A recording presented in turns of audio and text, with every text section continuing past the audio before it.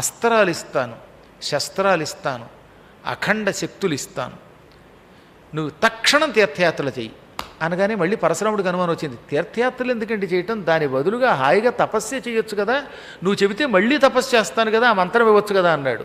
అదే ఎదురు ప్రశ్న అంటే, అది వేయకూడదు. గురువు చెప్పాడంటే చేయటమే, మళ్ళీ ఎందుకని అడగకూడదు. ఎందుకో తెలుసా, నువ్వు ఇక్కడ చేసే తపస్సు వల్ల ఇంకా నీ ఇంద్రియములు పూర్తిగా పరిపక్వతకి రాలేదు, నీలో కామక్రోధాదులు ఇంకా చావాలి, నీలో క్రోధం అనే లక్షణం ఇంకా ఉంది. యాత్రలు చేయడం వల్ల క్రోధం తగ్గుతుంది. తీర్థయాత్రలు చేయకపోతే ఎవ్వడూ తరించడు. భూమి మీద పుట్టాక దేవుడైనా తీర్థయాత్ర చేయవలసిందేట. అందుకే పరశురాముడు తీర్థయాత్ర చేశాడు, కృష్ణుడు తీర్థయాత్రలు చేశాడు, అర్జునుడు తీర్థయాత్రలు చేశాడు, మహానుభావులందరూ తీర్థయాత్రలు చేశారు. చ్యవన మహర్షి కూడా తీర్థయాత్రలు చేశాడు. నేను చేశాను, మీరు చేస్తూనే ఉన్నారు.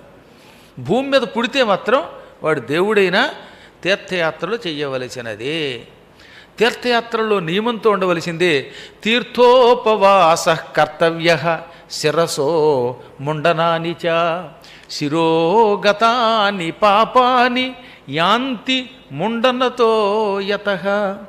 తీర్థయాత్రల్లో అప్పుడప్పుడు ఉపవాసాలు చేయాలి.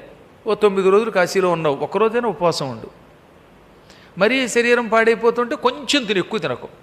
షుగర్ పేషెంట్లు ఎంతో కొంత తినకపోతే బతకలేరు కనుక వాళ్ళు దానికోసం కొంచెం తినచ్చు. ఆరోగ్యం